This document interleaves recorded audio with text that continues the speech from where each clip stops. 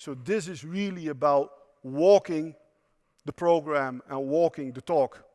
Not sitting in my ivory tower and hoping somebody else was going ahead and do it for me. Yeah? So now that required a very different tact and therefore cadence on how we operate.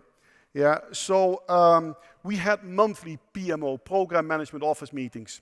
Yeah?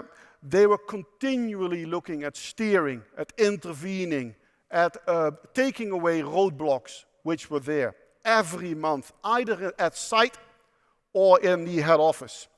Quarterly, we had what was called Align, Design and Plan meetings, workshops, whole day sessions. Yeah? They were really looked at some of the core. So we had key milestone plans, yeah, throughout, whereby we had look backs. Did we achieve what we said we were going to achieve 3 months ago? If we did not, we had a clear hold point. So it did two things for us. It meant that we would not continue on the journey on a false assurance perspective, but that we were generally right for the next gate, if you want to call it like that. And it also meant that I could defend a little bit where our change journey partners, that they were really there to help the change, given that this was a long pathway to go.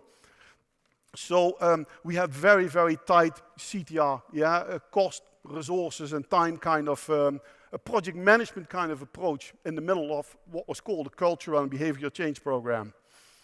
So upon reflection, the biggest thing was the logistics of change. As I already mentioned, yeah, it was a massive undertaking.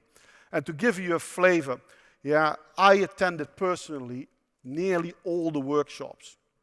Not because I thought I needed that. Well, in essence, I did, because it was the only way I could have this personal connect to the program and to its change agents. I wanted to have a safe operation. I wanted all my team to go home safely at the end of the day. You know, something that was very passionate. But when I spoke to my team, you know, what was their perception? And this is a link to the model we've talked about. Their perception, well, accidents happen, Ewan. It's the offshore industry. You know, they were just minor incidents, Ewan. Don't worry about it. We're here to make barrels, Ewan. That's what the oil industry is about. I mean, some of this was driven because we were a very late life asset. You know, we needed to make barrels to keep profitable.